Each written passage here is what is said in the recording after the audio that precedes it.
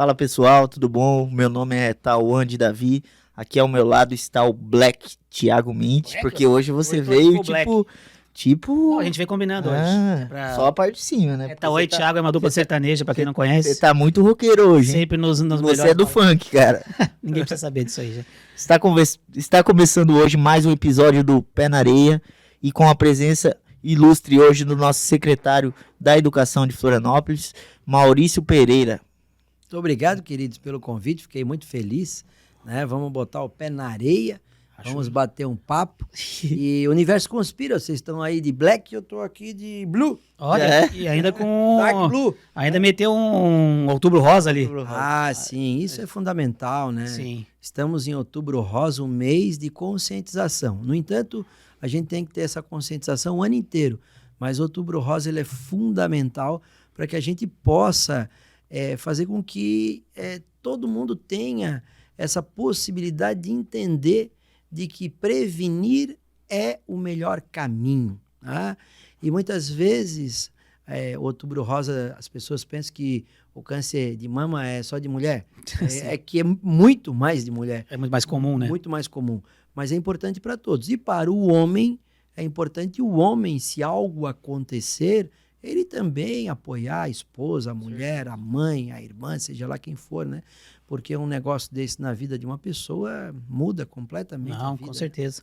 Então, Maurício, a gente sempre faz uma introdução, né, para conhecer o Maurício, onde nasceu o Maurício, para chegar até onde está hoje como secretário. Então, queria saber um pouquinho da tua história, de onde é que tu é, como é que tu começou a trabalhar com isso. Maravilha. Maurício nasceu em Laguna em 1º de maio de 1972. Laguna? No hospital da cidade, morando na Praça da Bandeira, na casa da minha avó.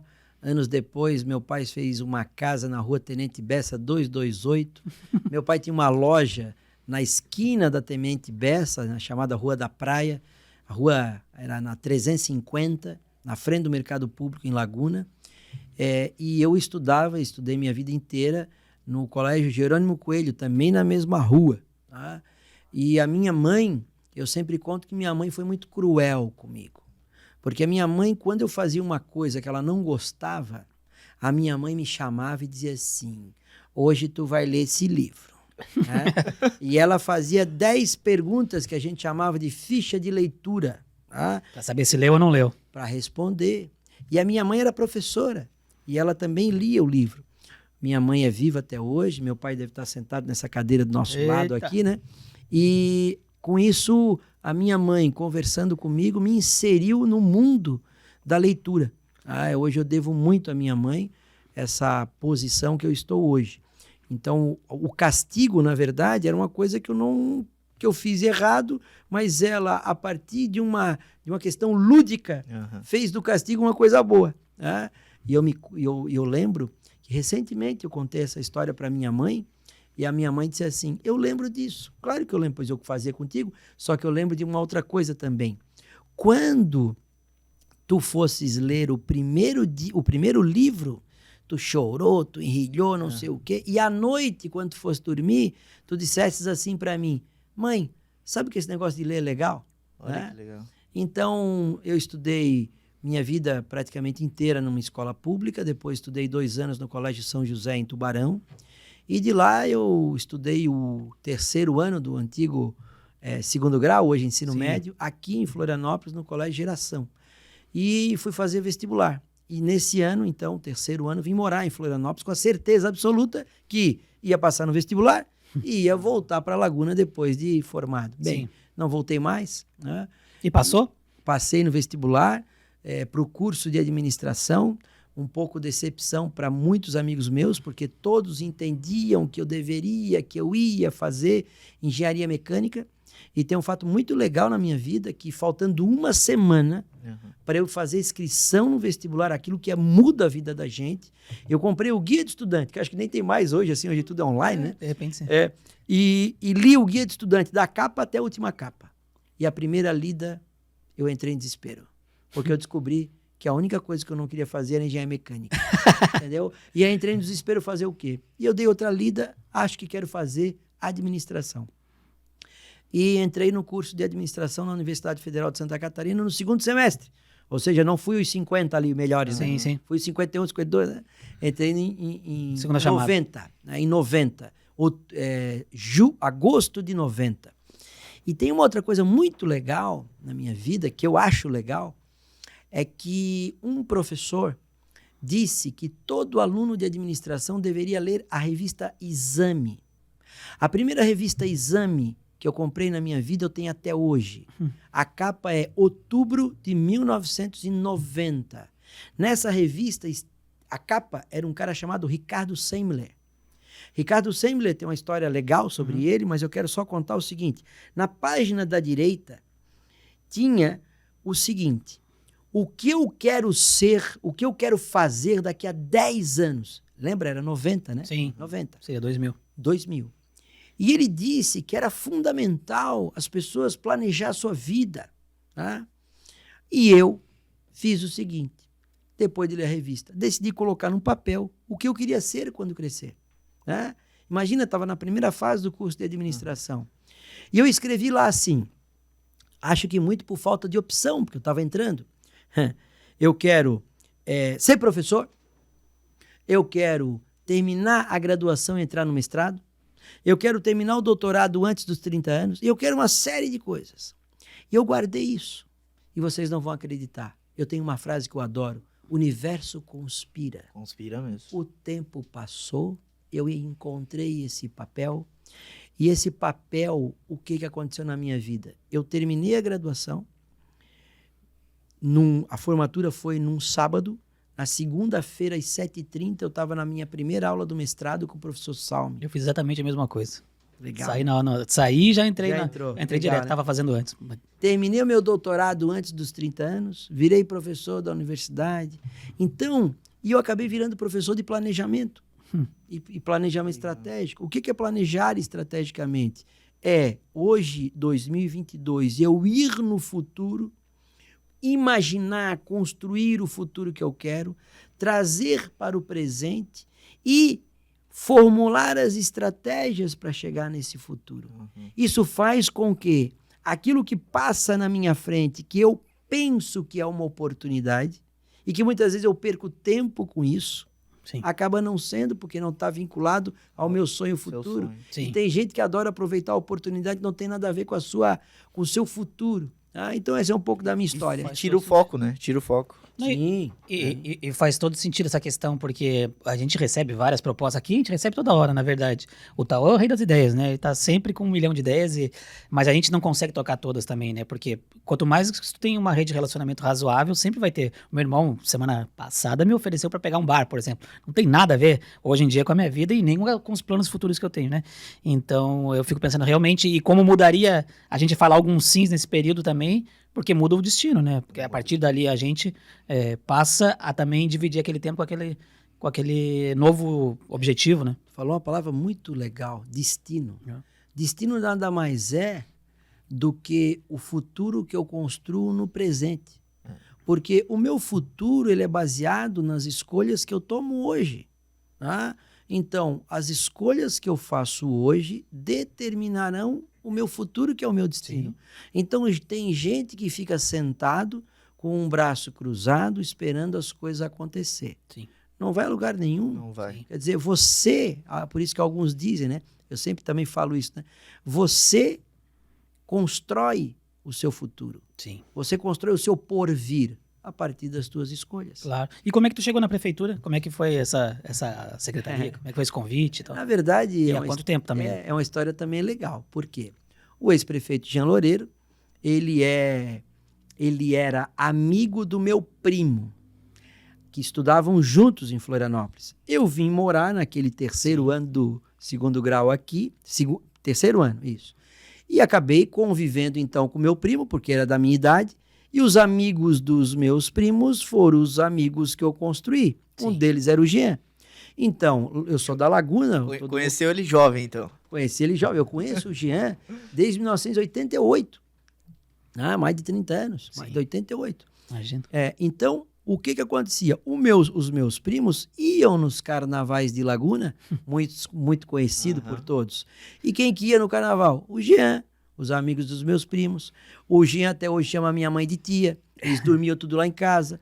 E assim o tempo foi indo. Então eu participei da campanha do Jean, o grupo que participou daquela primeira campanha do Jean de vereador, lá em 91, foi o nosso grupo, que é o grupo dele. Sim. Né? E o tempo foi passando. Eu não fui para a política, ele foi, né? Uhum. E aconteceu que quando ele foi eleito lá pela primeira vez, olha só que legal o poder da palavra. Eu gosto muito disso. Quando o Jean foi eleito vereador pela segunda vez, um dia ele olhou para mim e disse assim, no dia que eu for prefeito, tu vai ser o secretário de administração. Tu vê, o tempo passou, porque eu fazia administração. Sim. O tempo passou. Eu acabei militando na educação, fui do Conselho Estadual de Educação, fui presidente do Fórum Nacional dos Conselhos Estaduais de Educação, virei professor da universidade. Sim. E acabei indo para a educação. E aí, termina aquela eleição que o Jean foi vitorioso, em 2016, um dia à noite ele me liga, Maurício, eu preciso anunciar 1 ou 2 secretários, eu queria fazer um convite para ti, tu quer ser secretário de Educação? Né? Na verdade, não foi bem assim, entendeu? Ele falou assim, tu vai ser o secretário de Administração. Começa amanhã. De educação. Amanhã. Ia 2 meses depois. Eu já tinha conversado muito com a minha mulher sobre isso, o pessoal está comentando que de repente o Jean pode convidar, mas nem sei, não sei o que, tá? E acabou acontecendo. Me lembro que foi um final de tarde, início de noite. Obviamente que aceitei, e dali entrei, então, em janeiro de 2017, muito mais por uma amizade do que qualquer coisa. E estamos, então, agora na gestão, segunda rodada do Jean, o Topázio foi eleito vice-prefeito, hoje o prefeito da cidade, faz um trabalho brilhante, né? E a gente agora, junto com o Topázio, pegamos... são 5 os pilares hoje da educação. É isso que eu ia te perguntar. Eu ia te perguntar como é que é distribuído aí essa questão de gestão. Hoje nós temos 5 pilares que norteiam a educação de Florianópolis. Tecnologia, inovação, criatividade, empreendedorismo e empregabilidade futura. Por que eu falo empregabilidade futura? Porque o município de Florianópolis tem até o ensino fundamental 2, ou seja, o 9º ano. Não tem ensino médio. Então, se não tem ensino médio, a gente não pode nem ter o primeiro emprego, né? Sim. O menor aprendiz. Só que eu entendo que a crise do ensino médio no país, que é uma crise porque o cara tem uma evasão muito grande, é porque o cara vai para o ensino médio e ele não sabe o que quer no futuro. E muitas vezes o ensino médio também não é um ensino médio profissionalizante. Não te prepara, não pega as pessoas e direciona porque ela é boa mesmo. Meu pai né? sempre fala essa questão, que antes deles, eu não vou me lembrar o exato, mas era dividido, tipo, científico, era atriz, contador e tinha mais um. Hoje tem um pouco, porque agora houve uma mudança e aí fizeram as trilhas, são 5 trilhas, não me falha a memória. Então, mesmo não tratando a questão do emprego, eu entendo que é importante a educação fundamental 1 e 2 conversar um pouco com as crianças sobre o mundo do trabalho. Porque, afinal de contas, todo mundo lá na frente vai se encontrar no mundo do trabalho. Sim. Ou com funcionário público, dono de empresa, empregado, não importa. Alguém vai pagar o salário do cidadão. Então, na minha avaliação, quanto mais conversarmos sobre isso, a possibilidade do cidadão ir se direcionando. Mas direcionando não como tem que ser isso e não aproveita mais a oportunidade. Não é isso que eu estou falando também, mas ele vai sabendo o que é. O meu caso. O meu caso é um deles. Eu fiquei a vida inteira tomando incentivo de todo mundo dizendo que eu ia ser engenheiro mecânico, porque um dia me viram desmontar um motorzinho. Engenheiro mecânico. Bem, quando eu fui descobrir o que era engenheiro mecânico, eu cheguei com a única coisa que eu não quero é isso. E quem sabe que bom que eu fui ler o guia de estudante. Porque senão poderia fazer o engenharia mecânica, ser um engenheiro frustrado. Mas quanta gente frustrada a gente tem, né? Hoje em dia, depressiva, trabalhando com... Eu vejo muito isso na medicina, na verdade. Quando o pai é médico, e daí o filho tem que ser médico. É uma pressão grande. E daí a gente vê, eu conheço, sei lá, 50 médicos. 45% são depressivos porque, tipo, primeiro a jornada de trabalho grande, mas também de estar fazendo uma função que não ama, assim, não quer cumprir aquela tabela e quer também entregar aquela... Como é que eu posso dizer? Responsabilidade, passar o bastão. Né? Isso, mas digo, entregar o que o pai gostaria que ele fosse também, sabe? Mas tu falou 2 palavras importantes. Quer dizer, o cidadão quer entregar um bom trabalho, mas não faz o que ama. Não dá. Não dá. Para você entregar um bom trabalho, ser feliz, não dar a tal da depressão, como você falou, só consegue fazer isso se você gostar do que faz e fazer o que gosta. Sim. Na vida, eu só posso gostar do que faço ou fazer o que gosto. Bem, eu sou secretário de educação. Cara, eu odeio ser secretário de educação. Um exemplo, que Sim, não é sim, o caso, sim. né? Bem, se tu odeia ser o secretário de educação e quer ser o secretário de educação, tu tem que aprender a gostar de ser secretário. Senão tu não vai fazer as coisas com amor, tu não vai fazer as coisas com vibração. Eu agora fiquei preocupado, porque daqui a pouco alguém vai pegar esse post nosso aqui só... Só essa Porra, frasezinha. A gente pode cortar Tem um depois. corte ali, o Marcelo já anotou pra nós. Não corta nada, deixei tudo. E né? Mas é que na época da tecnologia é danado, né? Não gosto desse... Não. Fake news, né? Isso aí, os concorrentes ali já estão esperando pra esse corte. Então vão pegar só esse pedacinho. Mas é isso. Às vezes na vida, a gente tá em um local que, enfim, foi onde eu cheguei. Claro. Se tu chegou e não gosta, aprenda a gostar, que também é um E exercício é interessante. assim, né? Trabalha no que você gosta e nunca mais você vai trabalhar na vida. Isso mesmo. Né? Eu tenho as minhas ressalvas nessa frase. Eu acho assim, a gente tem que gostar do que faz, mas não pode, por exemplo, transformar o teu hobby, porque de repente tu não tem mais hobby. Vamos supor, eu gosto de fotografia, por exemplo. Aí eu transformei ela em profissão. Hoje eu fotografo, eu filmo e tal. Mas a partir do momento que eu transformei ela numa profissão, eu não tinha mais um hobby. Então, o meu hobby teria que ser uma outra coisa. Hoje eu pinto, eu faço outra coisa e tal. Mas eu percebo que muitas pessoas, a partir do momento que elas transformam aquilo em profissão, também se torna uma coisa que já não é tão mais prazerosa, porque tem todo o ônus também, né, da função. Né? É porque o que aconteceu? Você profissionalizou o hobby. E eu não vejo problema em profissionalizar o hobby. Só que você fez algo extraordinário na tua vida. Você profissionalizou o hobby e descobriu um outro hobby. Sim. Ou seja, você é um ser iluminado e evoluído. É verdade, com certeza. O problema é quando não acha, né? Daí o cara fica ali e fica meio... Daí dá as depressões, né, e tudo. Cara, é tipo assim, esses dias eu vi uma reportagem no jornal, né, na NSC ali, e falava assim, que aqui em Santa Catarina, a cada 10 crianças, 7 nasciam com um potencial de QI elevado e tudo mais, né? Só que daí quando acaba caindo no ensino tradicional, que já vem de anos, ela acaba meio que Emparelhando. não evoluindo, né? O que você acha do nosso ensino hoje? Você acha que essas coisas, questões de tecnologia, empreendedorismo, o que você acha que vai ser o cenário das escolas daqui para frente? Bem, aproveitando a audiência no Pé da Areia, Uhum. vou fazer aqui uma divulgação do meu... Eu tenho um programa no Instagram e no YouTube chamado É o Seguinte. Olha pra cá, pra gente Opa. aí, pra falar direto. Ah, tá. É o seguinte, tá? Se você clicar no Instagram ou Facebook, é o seguinte. Lá eu gravo vários programas, né? Vai um por dia, um quadro, um por dia no ar. E eu falo um pouco sobre isso. É inegável que nós estamos no século XXI. Isso aí todo mundo Sim. sabe. Alguns dizem que a escola está no século XIX, o professor está no século XX e os estudantes estão no século XXI. Então, qual é o papel da escola? E por isso que eu lembrei do meu programa é o seguinte, porque um deles eu falo que o papel da escola é agigantar o estudante, entendeu? Um outro eu falo que alguns professores adoram quando começa a aula, tá? E o cara levanta a mão e diz, não, é hora de pergunta. Cara, como que na hora de pergunta? E ainda o cidadão diz, perguntas ao final. Quer dizer, coitado do menino, como ao final, eu tive a dúvida agora, o mundo é da dinâmica, o mundo é da agilidade. Então, o mundo mudou. Mudou e muda A diariamente. Né? escola tem que mudar. O professor tem que mudar. Nós tivemos a tal da pandemia, que eu não gosto muito de falar. Uhum. A pandemia teve a tragédia toda instalada, que nós conhecemos, mas a evolução que a pandemia proporcionou, enquanto velocidade e mergulho na tecnologia por parte da escola, foi algo extraordinário. Sim. Eu sempre conto um caso de uma professora que um dia disse para mim, secretário, eu não vou fazer live. Eu não vou fazer live, e live para cá, live para lá. Eu disse, mas por quê?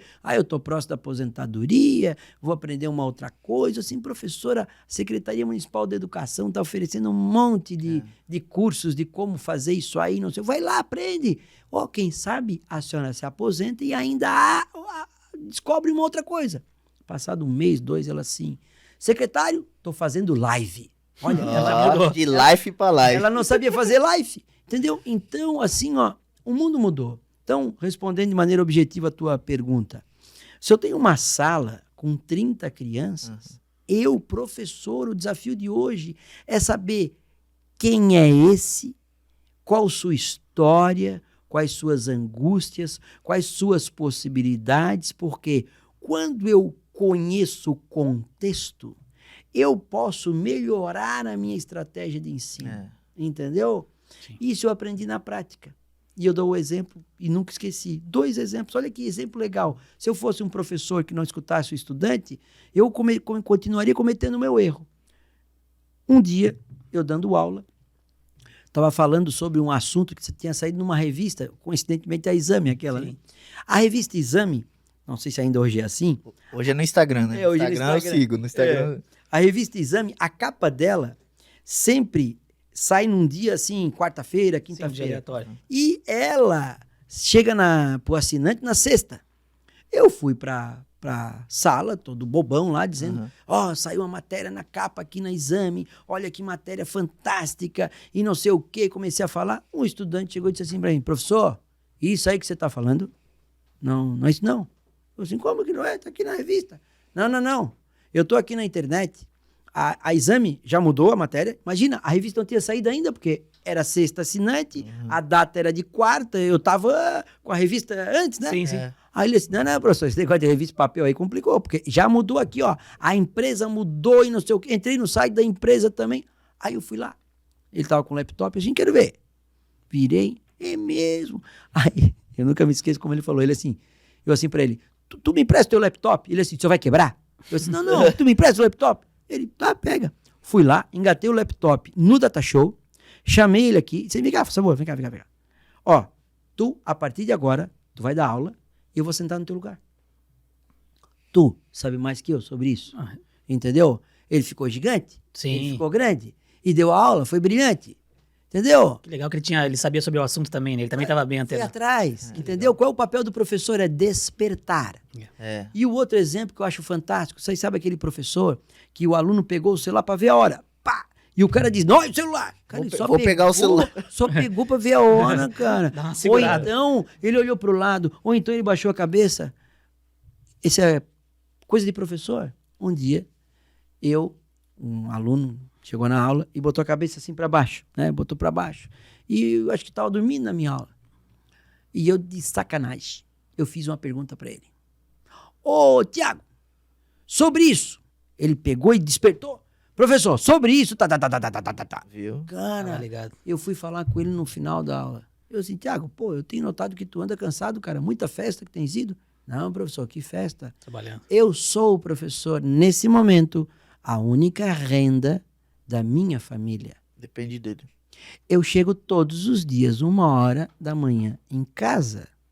Eu acordo todos os dias às 6h para estar aqui na sua aula, que começa às 8h20. Então eu peço desculpa, professor, mas eu estou morto de cansado. Então, olha só, naquele dia em diante, eu me esforcei cada vez mais para ter a atenção dos estudantes. E aquele que baixa a cabeça, jamais eu vou fazer uma pergunta para ele como eu fiz naquele dia para aquele menino. O menino estava ligado, mas é o papel do professor que é incompetente e quer que todos estejam com ele. Amigo, se tu for bom, tu faz o olho brilhar do professor. Sim. E o professor que faz com que ele tenha os olhos brilhando, ele sempre vai estar atento. Sim. Então, aquilo me fez refletir sobre a postura de ser professor. E as aulas também, às vezes, acaba cansando, né? Dependendo da forma que ele vai levando, né? Eu acho que até o tom de voz muda, tom de voz, o jeito de ensinar, né? Porque realmente a gente percebe que, bom, eu tenho sobrinhos, o Tauã também tem a irmã mais nova, tem uma galera, a gente tem acesso, né? Eu percebo que eles têm alguns assuntos que realmente interessam, né? Para a juventude, e tem outros que eles nem parece que estão ouvindo, eles estão em Nárnia, assim. Então, eu acho que depende muito do assunto, se interessa ou não para eles, ou se também tem, que eu percebo assim, por exemplo, tecnologia. Cara, tem coisas, eu tava falando isso pro meu pai até. quando eu era mais novo, pô, pra te aprender uma coisa, a gente ficava horas ali, putz, aprendendo mesmo, fazer 1 milhão de videoaulas, a gente tinha aquela vontade e tal. E eu percebo que eles, hoje já parece que já vem de, sei lá, do útero. Já Eles sai com o celular na mão. aprendem de uma forma tão rápida a tecnologia que a gente nunca vai aprender e não tem mais como aprender, porque o nosso cérebro, eu até ouvi um estudo, não sei se é verdade isso, que até o formato do nosso crânio está mudando para que esse tipo de conteúdo que fica armazenado ou que vai ficar nessa região, ele está mudando até para receber melhor esse tipo de informação. Não sei se é verdade, mas é um estudo científico que eu li recém. Eu olhando para vocês devem ter uns 30 anos a menos que eu. Quando eu estudei, eu e tantos da minha sala fazia aquela pergunta: professor, quando é que eu vou usar isso? Professor, para que serve? E o professor sempre dizia assim: não, no ano seguinte vai ser importante, no ensino não sei o quê, na vida. Esse dia não chega, às vezes. Não chega. Então, olha o papel do professor hoje, como é desafiante o papel do professor. Se você hoje ir na internet, vou falar uma palavra, hiato, ditongo. Se você hoje ir na internet, você vai encontrar 1 milhão de aulas gravadas sobre hiato e ditongo. Tu vai encontrar apostila pronta, PowerPoint pronto, tu vai encontrar em qualquer idioma. Então a pergunta é, imagina o professor dando aula de hiato e ditongo hoje, o desafio dele. Porque no meu ano que eu estudei essas coisas, quem era o sábio, o cidadão que tinha a informação, era o professor. E estava no livro, que era dele, e não tinha na biblioteca. Hoje, a informação está no mundo. Então, as crianças que estão chegando nas salas de aula, a quantidade de informação que elas têm é infinitamente maior do que a quantidade de informações que nós tínhamos no passado. Então, hoje, o papel do professor, na minha avaliação, não é dar aulas. O papel do professor hoje é aquele que ativa as informações, ativa a curiosidade. Ele é o cidadão que está ali para fazer um processo de negociação, um processo de discussão, porque as pessoas chegam com muita informação. Sim. É claro que tudo que eu estou falando a gente tem que contextualizar, Claro. né? Mas o nível de informação hoje das crianças e o número é muito grande. Então, o papel do professor hoje é um grande desafio. Sim. É muito mais difícil hoje ser professor do que anos atrás. Claro. E assim, tem que pesquisar muito bem também. Tu não pode escrever no Google ali e pegar a primeira porque tem um pesquisa. filtro também, né? né? Você tem que... Tem uma curiosidade que eu tenho, que é bem atual, inclusive, né? A gente tá, em época de eleição, super dividido aí, e a gente percebe, principalmente em faculdades, essa questão da politização. Na faculdade, eu acho que é mais gritante, né? Ou a gente vê alguma coisa na escola, mas a faculdade é bem gritante porque a gente percebe que ela tem um lado mais para um dos lados, né? Como é que tu enxerga isso? Como é que tu enxerga... Porque a gente vê muito essa questão de tentar também doutrinar um X de pessoas para um lado, uma vertente política. E como é que tu enxerga isso? Como é que tu enxerga isso atrapalhando ou ajudando Sim. a formação dos alunos? Isso dá uma conversa grande, né? Tá. Eu sempre falei que ter razão dá trabalho. Ter razão cansa. Sim. Entendeu? E muitas vezes as pessoas querem ter razão. Não é papel da escola, da universidade, ter razão. Imagina, qualquer tema hoje aqui entre nós três, independente do conhecimento que a gente tem, respeito, a gente aprende, lê e assim por diante. Então, não é para eu ter razão. Ter razão cansa, ter razão divide família, entendeu? Então, assim, ó, essas coisas que a gente tá vendo hoje, a gente tem que ter muito discernimento, né?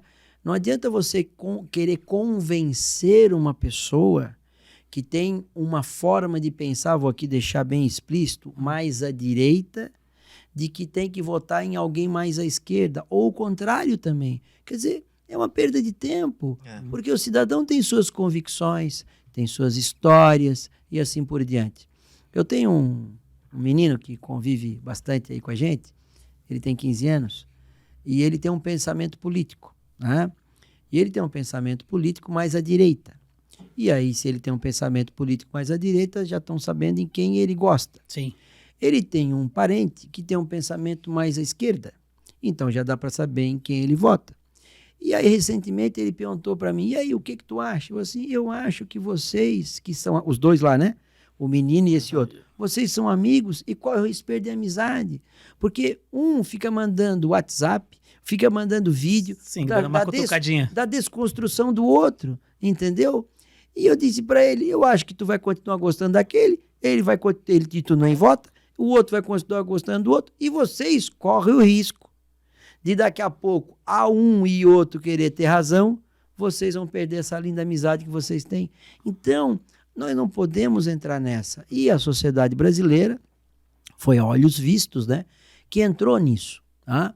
Agora, eu acho que ela tem que entrar enquanto escolha. Se vai votar no Cicrano ou no Beltrano, ótimo, vota e bola para frente. E tem que ter entendeu? respeito, né? E respeitar a individualidade do outro. Eu acho que meu ponto está muito ligado a intenção de doutrinação. Aí vamos lá, escola. aí chega lá. Aí chega lá. Bem, eu vou falar o que eu entendo sobre isso, o que eu entendo no sentido que eu Sim, a tua leitura. acredito, né, a minha leitura disso. Ambiente de escola, ele não é uma ilha, entendeu? Ele não é uma ilha.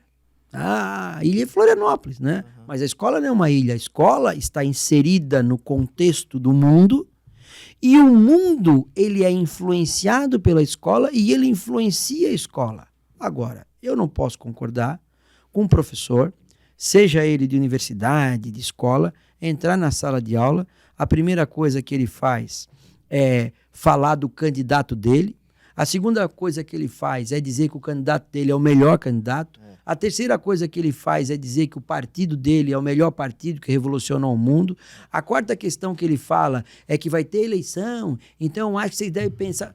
Não, entendeu? Porque não que isso seja aliado à escola. E eu até a questão, de abrir para debate, eu acho incrível. Acho legal demais. Mas aí tu tá lendo meu pensamento.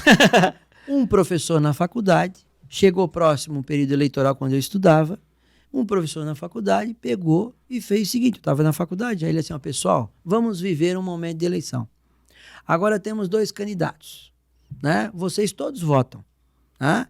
E vocês sabem quem eu vou votar? Ele nunca tinha falado sobre isso na sala de aula. Olha que legal. A aula era sobre negociação. Ele assim, bem, que bom que vocês não sabem, porque eu acho que vocês vão continuar não sabendo, porque eu sou aqui professor, eu estou dando aula. Só que é o seguinte, quem vota no fulano de tal, vem pro lado de cá. Quem vota no fulano de tal, vem pro lado de lá. Cara, nós ficamos 4 aulas, cara, debatendo o que cada candidato pensava. Mas foi uma coisa organizada. Sem ao final o professor falar assim, é isso mesmo, vamos votar. Não, não é isso que eu estou falando. Quando eu digo ilha, é que a escola não é uma ilha, a faculdade não é uma ilha, e é proibido isso aqui, botar um cartaz. Não é isso. Agora, o que eu não posso é o professor querer dizer, de alguma forma, para onde que o cidadão vai. Não, o papel dele o que é? É mostrar, entendeu? Claro. Um dia desse, numa escola aí, que bom que não foi da rede municipal, um pai me ligou perguntando o que eu achava de um cidadão que foi dar uma aula sobre uma corrente ideológica. Sim. E o cara disse que, eu não vou falar aqui para não complicar, vamos pensar que vou dar vários nomes, comunismo, socialismo, capitalismo, democracia, não sei o quê. O cara deu a aula e disse assim, esse é o melhor regime. E aí, a partir desse melhor regime, ele ficou dando o nome dos melhores caras do mundo na visão do professor. Eu acho, ensino obviamente não é neutro, mas não é papel do professor fazer o que ele fez naquele momento. Por quê? Porque naquele momento ele estava direcionando o que ele queria falar. Ele poderia dar aula sobre democracia, comunismo, isso tudo faz parte. Democracia, comunismo, socialismo, tirania, ditador, tudo. Agora, na hora que ele diz... Inclusive, o melhor é esse, porque eu acho... Aí acabou. Aí o que está acontecendo? Ele já passa a tomar um partido. E esse tomar partido, que não tem a ver com a escola sem partido, não é isso que eu estou falando, dá a ele um posicionamento que vai gerar conflito na sala de aula. Porque se o papel dele é mediador, se o papel dele é gerar um conflito positivo, gerar uma divergência positiva, ele agora acabou de... se direcionou. Ao se direcionar, Na sociedade que a gente tem dividida, o que vai acontecer? Sabe o que aconteceu na sala desse cidadão? Esse cidadão, hoje, estamos no mês, não sei se dá para falar o mês, dá? Dá, claro. Nós estamos no mês de novembro. Né? É quase, é novembro. Nós estamos no mês de novembro. O que acontece? Ele perdeu credibilidade com 33% daquela turma. Sim. Porque 70% acredita naquilo, né? E 33% pensa diferente. Aí eu pergunto, o que o professor ganhou? Gerou um conflito pra cima dele e caiu. Diminuiu a reputação dele, né? Reputação, eu digo que ele caiu na armadilha. Seria muito mais legal se ele desse aula sobre outra vertente, de repente, deixasse a galera pensando, ou fizesse uma... Vamos em frente, entendeu? Claro. Então, isso que eu falei aqui, eu queria quem tá nos ouvindo aí, né? É muito importante o que eu tô falando. Não tô dizendo que escola, universidade é ilha. Não é isso que eu tô falando. O que eu tô falando é quando isso vira o foco. Quer dizer, o cara tá dando aula de iate e de tongo, o que tem a ver questão política com isso? Nada a ver, não consigo enxergar. Né? Claro. Agora, se isso tá dentro do contexto, né, tá ótimo. Deixa eu te fazer uma pergunta, uma curiosidade só, essa é bem simples. Quanto o município, né, a secretaria consegue influenciar, por exemplo, se ela, dá um exemplo aleatório, se eu quisesse colocar educação financeira, um exemplo, quisesse botar dentro da grade curricular, eu conseguiria fazer isso ou não é viável, tudo vem lá realmente do governo federal? É o seguinte, que é o nosso programa, né? Sim. É o seguinte, nós temos o que a gente chama de matriz curricular, né? Temos a Base Nacional Comum Curricular. Isso é aprovado no Conselho Nacional de Educação, é um conjunto, vamos dizer assim, de uma base de currículo, que eu não posso fugir disso. Tá? Mas eu posso ter uma série de outras coisas e outros enfoques. Tá? Então, as diretrizes nacionais vêm do Conselho Nacional de Educação. Uma diretriz nacional, que está dentro da diretriz nacional, tem a ver com a educação financeira. Sim. Então, aquilo que é diretriz nacional, eu não posso fazer uma opção. Então, por exemplo, ter aula de língua portuguesa. Eu, enquanto secretário de Educação, não posso aprovar no nosso Conselho Municipal de Educação uma diretriz dizendo, a partir de hoje, não vai ter mais língua portuguesa. Tem algumas coisas que não pode mexer. Não pode. Agora, a maneira, a forma, o tempo, tudo isso eu posso mexer. Uma coisa que nós estamos fazendo progressivamente, Libras como uma língua oficial nas nossas escolas. A gente está fazendo isso. Legal. Então dá para fazer. Tá? Então sim, a gente tem uma diretriz nacional que essa não pode mudar. Agora, eu entendo que nem tudo aquilo que é importante na sociedade tem que ser ensinado dentro de uma escola. E outra, para todos, né? Poderia já meio que levar a pessoa, né, pro lado que ela tem tendência a ser... Isso pode ser. Mas eu acho que português, matemática, isso aí tem que ter história. Tu fala com um cara um guarda de trânsito, ele vai dizer que, a educação no trânsito é fundamental. Aí fala com um cidadão sobre gestão ambiental, tem que ter gestão ambiental. Agora estamos no Outubro Rosa, vamos criar uma matéria para ter todo ano. Não dá pra colocar. Aí o que acontece?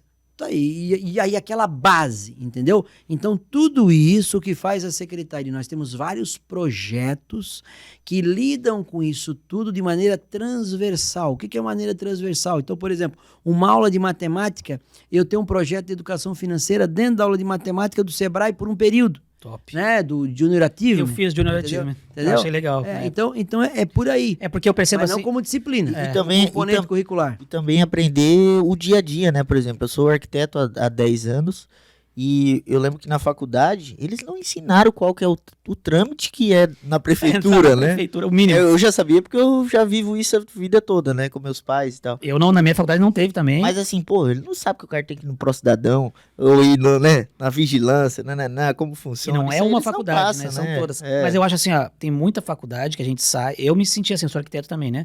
Eu me senti saindo da faculdade e falando assim, cara, eu não consigo fazer um projeto 100% e entregar ele. A gente não sabe. Porque a gente sabe, por exemplo, tem uma coisa que eu acho que é errado, até eles parece que melhoraram em algumas faculdades, que é a questão, por exemplo, tu faz arquitetura, a gente aprende separado, elétrica, hidráulica, daí, bom, todas as matérias separadas.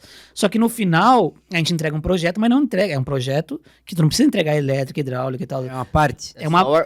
É o arquitetônico, né? Então, essas outras partes todas, tu não junta ela e faz um Frankenstein. Daí eu fiquei pensando, tem vários cursos que a gente sai assim, não sabe entregar o projeto completo. É por isso que na prefeitura nós temos cada vez mais incentivado as escolas, a partir de um projeto institucional, de nós termos a integração entre as disciplinas. Sim, isso. Projetos integrados e projetos que têm a ver com o pegar, com o palpar, entendeu? Porque uma coisa é eu dar uma aula sobre, sei lá, a ponte Hercílio Luz, quem foi Hercílio Luz, quem que é a ponte, qual foi a importância da ponte para a cidade.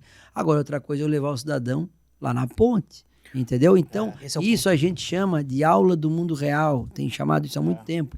Por quê? Porque a criança nunca mais esquece isso. Posso fazer um paralelo só para não esquecer? Sim. A gente foi viajar para a Europa agora, no meio do ano aí, em junho.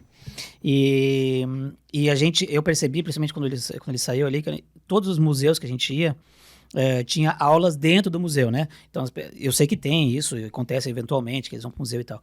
Mas eu percebi que faz tão parte daquilo ali que eles não paravam para ver o museu inteiro, por exemplo. Não ia fazer uma visita no museu. Eles paravam na frente de um artista de uma época, e eles estavam tendo aula de história junto com arte, então tinha várias coisas, e era uma aula mesmo. Então, as criancinhas pequenininhas, e tu via, tinha uma maior, já estava numa coisa mais complexa, então, estava muito institucionalizado já isso, sabe? Eu não sei como é que tá essa questão. Isso está maravilhoso. Na nossa gestão, a gente tem incentivado demais as saídas de estudo. Uhum. Se vocês andarem hoje pela cidade, corre o risco de vocês verem estudantes nossos visitando alguma coisa na cidade. Legal. Nós temos hoje todos os dias saídas de estudo. E mais, nossas escolas, nesse exato momento, as nossas creches, estamos fazendo a primeira mostra cultural da educação infantil, lá no Museu Florianópolis, na Praça 15. Legal. Visitem lá, vão lá, entrando no museu, nós temos lá uma mostra cultural que as crianças fizeram nas nossas creches com as professoras e levaram para o museu, expor no museu. Acho muito legal. Expor no museu. Olha, tu tá falando com a pessoa que mais gosta de museu na face da Terra. Provavelmente eu seja a pessoa que... Eu fui a mais de 60 esse ano. Opa! Então eu gosto muito e acompanho muito. E eu tenho muitas ressalvas. A gente falou com o secretário da Cultura, né? Eu acho que... eu amo o trabalho que eles fazem muita coisa legal. Mas eu acho que os museus, e principalmente por eles serem estaduais...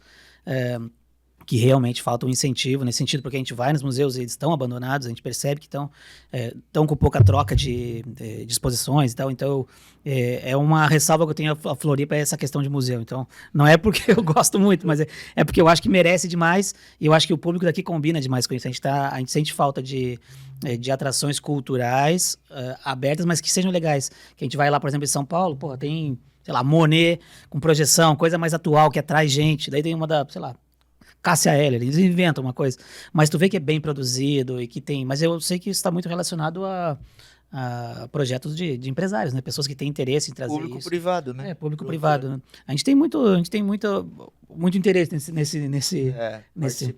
Hoje a Secretaria de Educação, ela tem como receber do privado através de impostos ou alguma coisa Tem alguma lei de incentivo? Essa é a pergunta? Tem uma lei. Sim, tem a Lei de Incentivo da Cultura, que é a lei que é a partir da Fundação Franklin Cascais. Que é a Rony. Ou não? Não, é a Aldir Blanc? É a PIC ou a... É uma lei municipal, né, que os artistas e a área da cultura cadastram o seu projeto, então vocês têm recurso público municipal para isso, para incentivar essa parte cultural. Então vocês têm uma parceria forte com a Franklin, então. Tem. A Franklin Cascais é esporte... Não, esporte não. Só cultura. Só cultura. Só que eles têm uma relação com a educação. Esse é o ponto. Eu queria que tu me explicasse esse livrinho que tu trouxe e ficou no ar até agora. Não entendemos aí. Esse livrinho nós lançamos recentemente. É o livro do programa do Bairro Educador. Bairro Educador, hoje, é um projeto estruturante da Secretaria Municipal de Educação, que nós temos esse projeto em 12 comunidades. Esse livrinho foi lançado quando inauguramos a sede do Bairro Educador na Vila Aparecida. No dia que lá nós tínhamos 131 crianças fazendo mais de 200 atividades. O prefeito Topázio esteve conosco. E aqui é o norteador, as diretrizes do programa. O que é o programa? No contraturno escolar, as crianças fazem esporte, cultura, contraturno escolar no sentido do apoio pedagógico. Sim. Então, são mais de 30 atividades que elas fazem nesses locais. É uma sede própria legal. da prefeitura. Que dentro das comunidades, no geral. Dentro das comunidades. Assim. Temos a Vila Aparecida, Rio Vermelho, vários. Legal. É. E hoje qual que é a maior dificuldade da educação? Tu vê aqui na cidade ou... O que tu sente mais que a galera mais reclama, no geral, eu acho? Ah. Eu vejo muito de creche. Isso é uma coisa que as pessoas batem muito nessa questão de creche, de vaga para creche. Não que agora, eu não vejo muita gente falando agora, mas eu vejo que é um assunto muito comentado. Isso já foi mais, né? Já Na foi nossa mais, né? gestão, quando a gente assumiu, nós tínhamos 3.872 crianças em fila. Hoje a fila não tem 300, Caraca. fora o que a gente já botou para dentro, né? Só que muita gente botou para dentro é coisa ruim, né? Fora aqueles que nós matriculamos. Se acomodou. E o que acontece? Muita gente chega a morar em Florianópolis, chega para morar em Florianópolis. E se hoje, quem está nos assistindo, nos vendo, nos escutando, se você hoje andar pela cidade de Florianópolis e encontrar uma escola ou uma creche bem pintada, amarelo, rosinha, cremezinho assim, tu vai ver que é uma escola municipal. Essa escola aqui, chegando aqui onde nós estamos gravando, né? no Nós Gentil, temos Gentil né? Matias lá na frente, nós temos Maria Tomásia, um grafite lindo na frente. Então nós temos creches e escolas com todas as infraestrutura necessária. Então a procura também aumentou demais, gente chegando, gente saindo de escola muitas vezes estadual ou privada mesmo, particular, e indo para as nossas. E nos últimos anos, na nossa gestão, nós inauguramos muitas creches e muitas escolas, sem contar que reformamos quase todas. Tá? Então a gente qualificou muito a educação no município de Florianópolis. Hoje uma escola nossa tem todas as salas, ar-condicionado que funciona, data show e laptop em todas as salas, laboratório de ciências que funciona, internet que funciona, ar-condicionado, quadro de vidro, espaço maker, né, que tem a ver com robótica, né? A realidade aumentada, realidade virtual. Então, é muito boa a qualidade hoje. Tá show de bola, tá no caminho certo.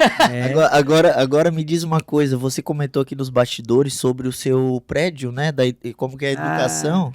Sim, quem está nos assistindo, entra lá no Instagram ou no YouTube, mas não é o seguinte, né? E não é o seguinte, eu todo dia tenho um programinha novo, e eu gravei um programa que chama-se, uma série, né?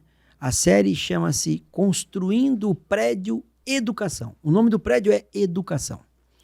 O prédio fica na rua O Tempo Só Anda de Ida, do poeta Manuel de Barros.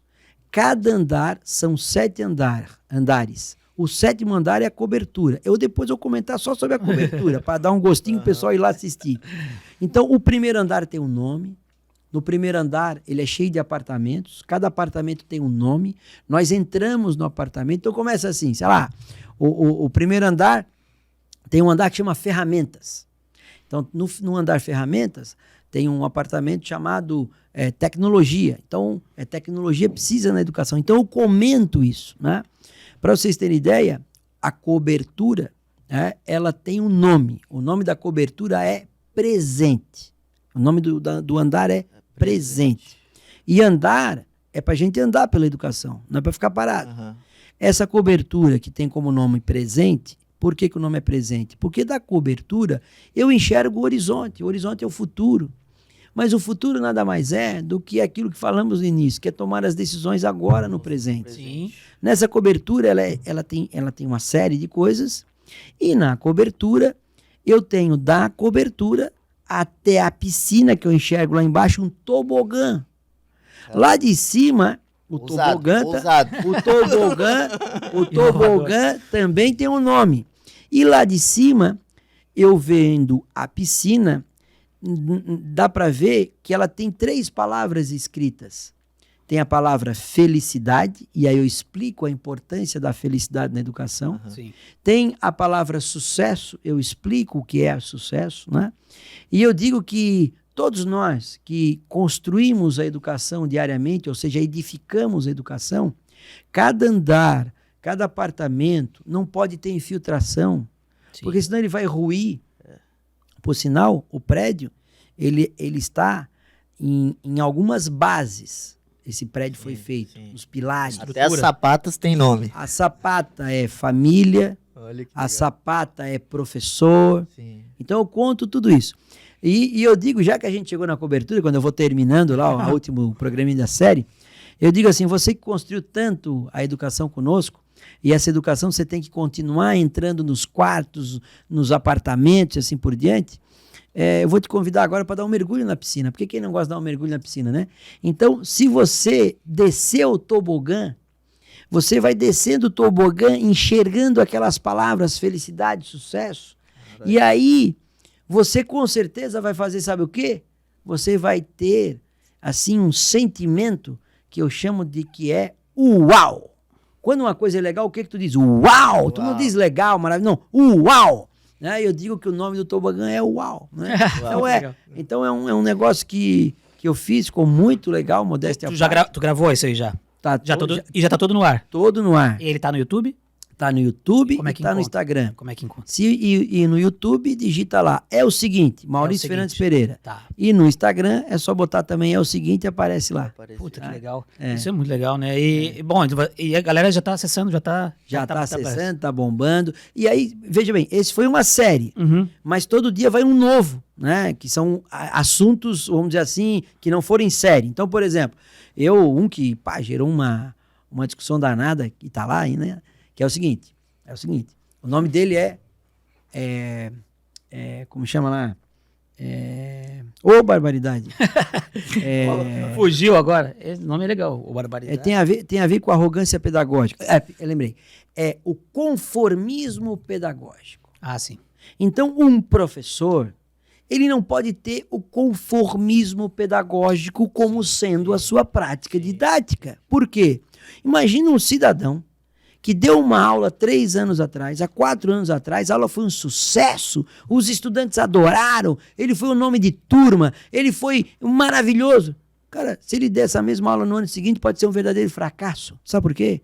Porque no ano seguinte, são outros estudantes, outro contexto em cada estudante, outra realidade em cada estudante. Então, o conformismo pedagógico, ele não pode mais existir no ambiente organizacional de escola. Eu tenho que ter um inconformismo, ou seja, eu tenho que estar toda hora questionando minhas práticas, questionando minha didática, melhorando minhas aulas e assim por diante. Geralmente os professores acabam usando a mesma apresentação que deu. Eu sei porque eu já repeti um ano, tá? Então eram as mesmas provas, os mesmos lá, slides. tem as mesmas ainda. Olha só o exemplo que tu me deu. Esse exemplo é fantástico. Tu imagina o cidadão que repetiu, você falou que repetiu. Vê tudo de novo. Não é ver Do mesmo jeito. Rapaz, é pior. Porque é tudo de novo o mesmo jeito. E aí entra naquele negócio do conteúdo, que o conteúdo para aquele ano é isso. Sim. Só que eu posso ver de um outro jeito. E mais, para piorar, é o mesmo professor. Sim. Que quem sabe, não é que ele não foi um bom professor. Sim. É que você não conseguiu entrar na vibe dele e ele não conseguiu te ensinar e tu não conseguiu aprender. Porque um processo de ensino-aprendizagem não necessariamente está ligado à capacidade que o professor tem de ensinar apenas. Isso tem uma série de outras coisas. Isso tem a ver com o primeiro olhar da amorosidade. Sim. Entendeu? Quem aqui que está nos assistindo e vendo não teve uma decepção na vida que foi assim, vou falar com aquele cara, acho que ele não é muito bom não. O cara já vai mal para falar com o cara. Sim. Quando o cara começa a falar, o cara encanta ele. E o contrário também é verdadeiro. Ele, vou falar com aquele cara é gente boa, o cara sai decepcionado. Então, uma aula, ele é um processo de encantamento de ambas as partes. Sim. E nesse momento, a palavra empatia tem que ser a coisa mais importante. Então, tu imagina, tu que não teve sucesso naquele momento, tu volta no ano seguinte com o mesmo professor. O professor vai dar Já vai chateado. uma aula com o mesmo livro que tu não entendeu, não porque tu não consegue, não conseguiu, entendeu? Não deu certo. Quer dizer, tu já nasce naquele momento para o fracasso. Sim. A possibilidade de você ter sucesso, eu acho, vou usar acho, que é menor. E a tua capacidade de resistência vai ter que ser maior. Entendeu? Então, esse é um desafio do processo educacional. Bom, curioso. Bom, e falando em desafio, eu queria saber como é que tá agora, bom, o fim da gestão, né? Vocês, acho que termina também... Mais 2 anos, né?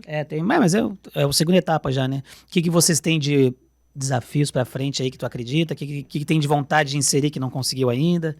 O que tu imagina para os próximos anos aí? Eu tenho, volta e meia, um costume de pegar o telefone. Nós temos 38 escolas na nossa rede. Sim. 85 creches e exatamente 39.120, perdão, 120 crianças de 4 meses, a idosas de 84 anos fazendo EJA, Educação de Jovens e Adultos. Tá? Então, dentro desse universo, quais são os projetos para o futuro? Nós vamos ter um projeto que já foi aprovado pelo BID de financiamento, que vai fazer com que a gente consiga construir nos próximos anos 10 novas escolas e 12 novas creches. E uma coisa que nós estamos investindo demais é a partir dos 5 pilares. Sim, que tu falando nisso. Então, nós temos o que a gente chama de escola do futuro. Já temos 5. O que é a escola do futuro? As línguas oficiais dessa escola: inglês, português, letramento digital, Libras. No Fundamental 2, nós não temos o conceito de sala de aula. Sabe Sim, todo mundo do ladinho do outro. Não, a sala do 6º ano, a sala do 7º ano. Não. Nós temos laboratório de aprendizagem. Temos o laboratório de aprendizagem de história, laboratório de aprendizagem de geografia. Então, os estudantes, independente de série, vão para lá. Se inscrevem como nos Estados Unidos? Minha faculdade era assim. Eu saía da sala e ia para outro. Isso. Depois saía daquela e ia para outra. Isso é faculdade, mas na escola não. Na escola Aí o que acontece? A turma do 6º ano vai ter aula no 6º ano. Mas na sala de história, a disciplina, o conteúdo de história, numa sala totalmente equipada para tal. Ah, legal. Tá? Com a metodologia. Quase uns laboratórios para cada coisa. Nós chamamos laboratório de matemática, laboratório de línguas. Temos nessas escolas mais de 50 projetos em contraturno para o Fundamental 2, para o Fundamental 1 em tempo integral. Né? Então, estamos caminhando para aí. Já na educação infantil, aí eu quero dizer que aí é uma alegria danada, né? Porque nós inauguramos o projeto Creche do Futuro. Começamos uma ano passado e o prefeito Topaz inaugurou mais 5 esse ano, que é creche, que as crianças, em creche a gente não chama aula, né? São atendimentos, né? É sala de atendimento. Criança na educação infantil não é o caso de alfabetizar. Se ela for alfabetizada, ok. Mas nessas escolas nessas creches nós temos como pilares sustentabilidade, tecnologia e integração do ser humano na plenitude. Traduzindo, as crianças têm professor de inglês, professor de Libras, aula de tecnologia, aula de robótica. E aí tem uma menina que ela, no primeiro dia que teve uma conversa sobre tecnologia, ela foi no Instagram e disse assim: meu Deus, hoje eu fui na creche, realizei meu sonho, tive aula no laptop. Isso aí não tem preço. Não tem preço, Não tem preço, entendeu? Não, é a melhor prova social, né? E nós vamos inovar, porque nas próximas escolas que nós vamos fazer, nós teremos uma escola com piscina, nós teremos uma escola com cinema, nós teremos algumas coisas que não temos por aí. Sim. É para dar aula de teatro, dar aula de outras coisas, outras atividades. Isso. Nossa, que legal, Por sinal, falando em teatro é uma das linguagens que nós temos. Nós temos nas nossas escolas teatro, música, dança. Todas as nossas escolas têm um monte de instrumentos musicais, né? Legal. Porque todas têm aula de música. Na minha época não tinha nada disso, eu tenho isso a dizer, eu sou um cara antigo, óbvio, mas não tinha nada de legal para fazer, acabava a escola, ia para casa e era isso, jogar futebol na rua. Mas então, secretário, foi um puta prazer, e a gente, eu tinha até uma versão diferente da escola, tá muito mais avançado do que eu pensava, é porque eu vejo às vezes uns moleque meio lento, e daí eu acho, não só pode ser da escola, não pode ser que não, mas a gente vê que às vezes é realmente porque é lento mesmo, né? O Marcelo foi um desses, ele era lento desde... Quando eu era criança eu não gostava muito de escola, mas depois dele falando aqui, quem sabe eu não começo de novo. Mas eu quero dizer, hoje nós temos, nem todas as escolas, mas temos várias escolas que têm estação de rádio, nós temos várias escolas com podcast, Que louco. Legal. E eu desafio vocês, já que o nome do programa é Pé na Areia, quem sabe botar o pé na estrada e um dia Conheceu. gravar um podcast lá na escola, Isso é entendeu? legal. Com a turma, entendeu? maneiro. Para vocês verem A realidade a também. realidade, porque, olha, eu tô contando aqui para vocês, lembra da Ponte Ercílio Luz? Sim. Entre eu contar e vocês ir lá ver, Não, eu fui, entendeu? Eu fui quando tava em obra com a faculdade. Vocês poderiam, quem Tentei sabe... invadir umas 3, 4 vezes também. Vocês poderiam, quem sabe, né, gravar um programa lá. Eu acho que vocês ficariam encantados com a juventude, entendeu? A juventude é outra vibe. E tem uma energia, né? Pô, Eu sou um cansado, né? Eu sou uma pessoa que tá num corpo de 30 e pouco, mas eu tenho 200 aqui. Você falou uns 30 anos, mas você tá com 51. Tô com Eu não vou contar a idade. não, do meu 50, 50. 50. 50 aí, ó. Secretário, eu queria que tu deixasse tuas redes sociais pra galera seguir, acompanhar, até meio da secretaria. Tá ótimo.